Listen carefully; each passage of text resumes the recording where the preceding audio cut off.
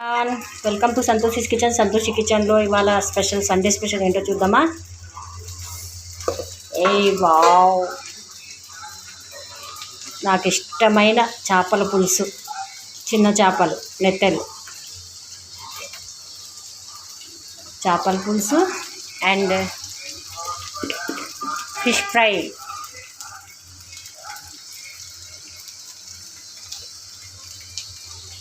ఇది సంతోషిస్ కిచెన్ అండి, homemade food. ఎవరికైనా ఆర్డర్స్ కావాలంటే చెప్పండి. 10 to 30, 35 మెంబర్స్ వరకు చేసిస్తాను. వెజ్ అయినా సరే, నాన్ వెజ్ అయినా సరే,